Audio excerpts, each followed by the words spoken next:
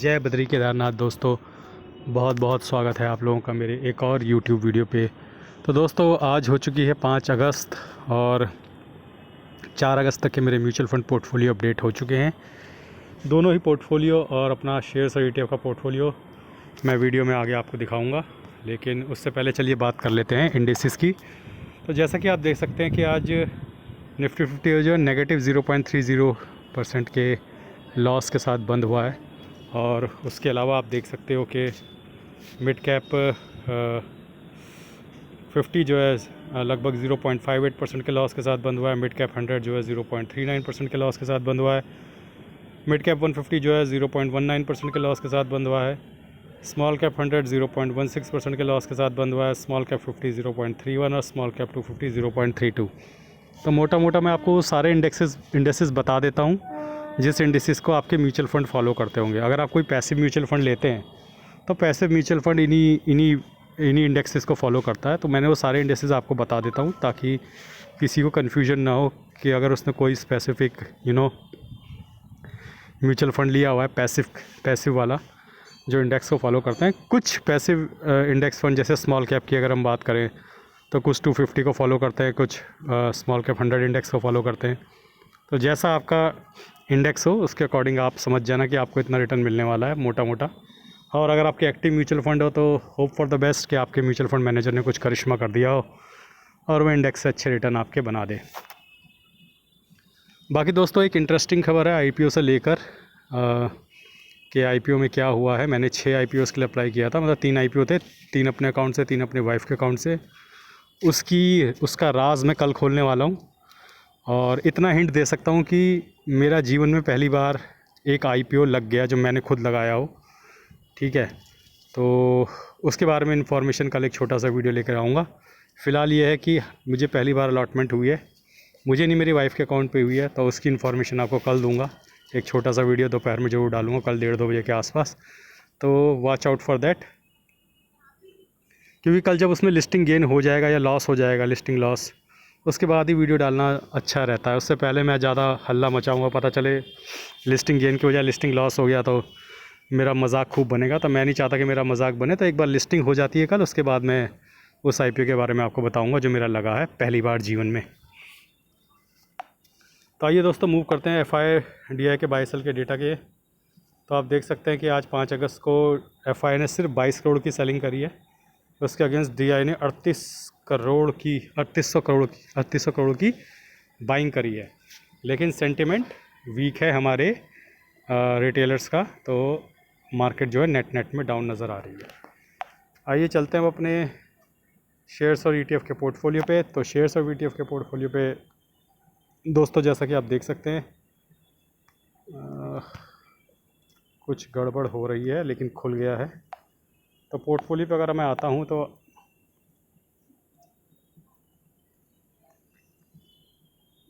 क्षमा चाहूँगा दोस्तों, कुछ अपडेट होने में समय लग रहा है और हो गया है अपडेट।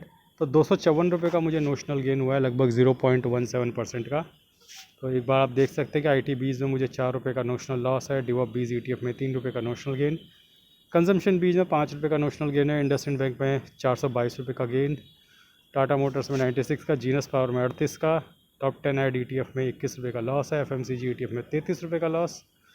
सेंसेक्स ETF में 10 रुपये का लॉस। HDFC कॉल ETF में 7 रुपये का लॉस।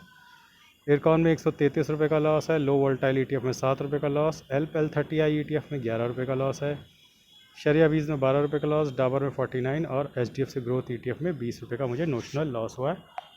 ओवरऑल आप देख सकते हैं कि ये पोर्टफोलियो में अभी भी 19,000 का नुकसान है। 1,72,000 की इन्वेस्टमेंट है। 1,52,000 की करंट वैल्यूएशन है।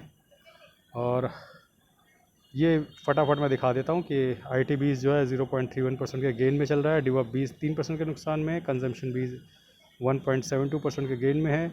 इंडसइंड बैंक 25% के नुकसान में। टाटा मोटर्स 10% के नुकसान में। जीनस पावर 15% के नुकसान में। टॉप 10 ऐड ETF 2% के नुकसान में। FMCG ETF आधा % के मुनाफे में।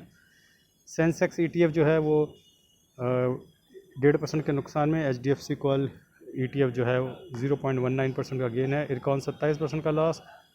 लो वोल्टाइल ETF जो है 1% के नुकसान में। LPL30I ETF 2% के नुकसान में।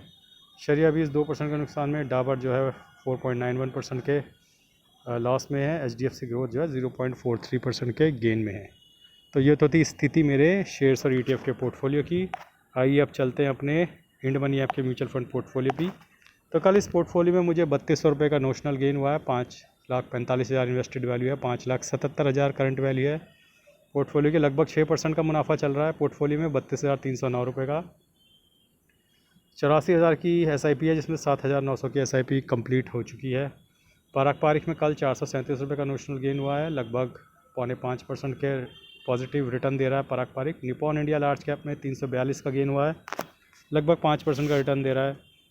ICICI प्रूडेंशियल लार्ज कैप में 518 रुपये का गेन हुआ है और ये लगभग 4% का रिटर्न दे रहा है।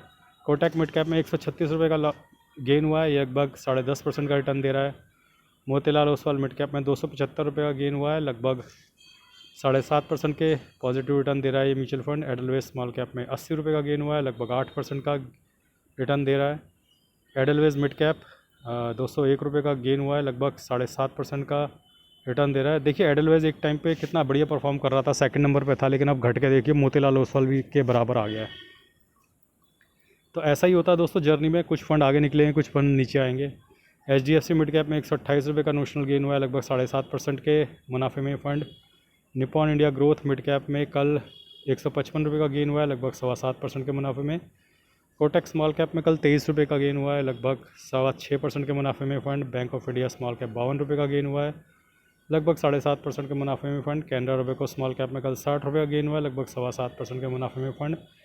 HSBC स्मॉल कैप में कल 123 रुपये का गेन हुआ है, लगभग 7% के मुनाफे में फ़ंड। इन्वेस्को मिड कैप में 159 रुपीज़ का गेन हुआ है, लगभग 12% के मुनाफे में फ़ंड।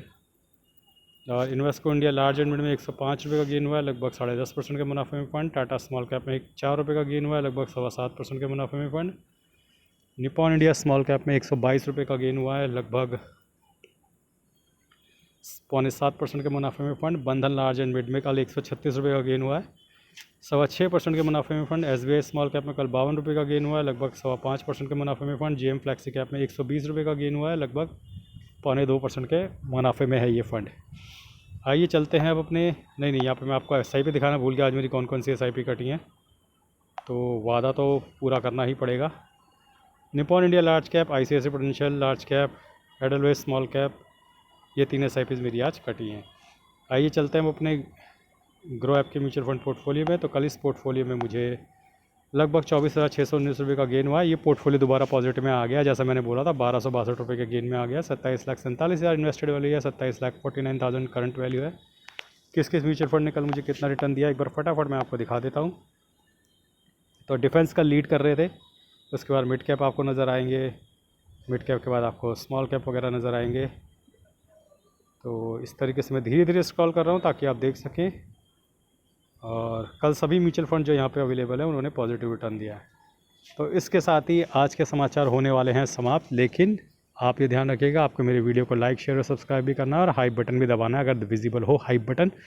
प्लस मैंने कुछ लिंक दे रखे हैं म्यूचुअल फंड्स के फ्लिपकार्ट के थ्रू, अगर आपको म्यूचुअल फंड की बुक्स नहीं लेनी है तो उन फ्लिपकार्ट के लिंक के थ्रू जाकर आप रक्षाबंधन और 15 अगस्त की शॉपिंग भी कर सकते हैं। आज के लिए बस इतना ही, धन्यवाद, गुड बाय, जय बद्री केदार।